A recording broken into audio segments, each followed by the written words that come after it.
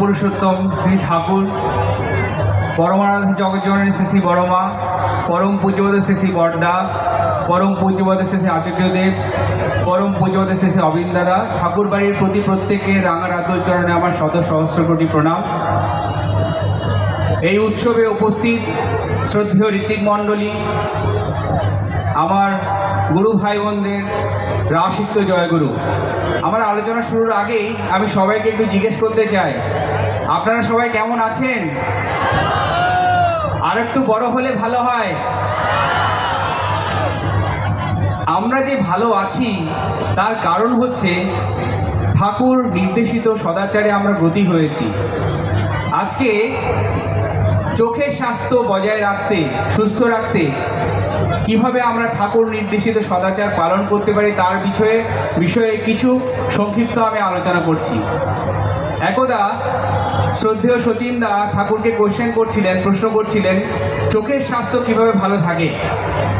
প্রতি উত্তরে শ্রী ঠাকুর বলছেন, প্রতিদিন ভোরবেলা ঘুম থেকে উঠে নাম ধ্যান করা লাগে।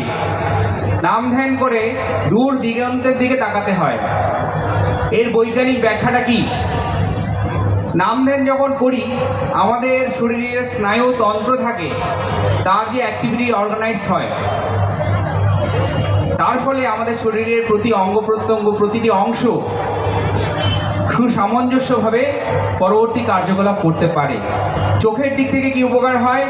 আমাদের কনভার্জেন্স মাসেল বলে একটা মাসেল আছে, সেটার অ্যাক্টিভিটি বাড়ে। আর যখন আমরা দূর দিগন্তে তাকাই তখন এই মাসেল রিল্যাক্স হয়।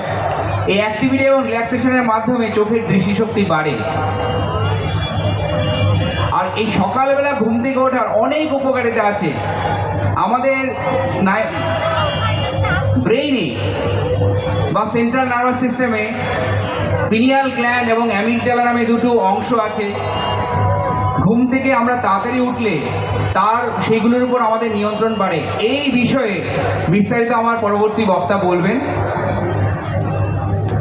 ঠাকুর আরও বলেছেন যে চোখের স্বাস্থ্য ভালো রাখতে গেলে আমরা কাঠবাদাম মানে অ্যালমন্ড, কাঠবাদাম আর কালো তিল মিশিয়ে যদি কাঁচা লঙ্কা দিয়ে খাই তাতে অনেক উপকার। কেন?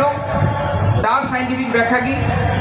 তাতে লিউটিন, জিয়াজেনথিন, এগুলো কঠিন নাম, দরকার নেই জানার, কিন্তু এই উপাদানগুলো চোখের জন্য উপকারী।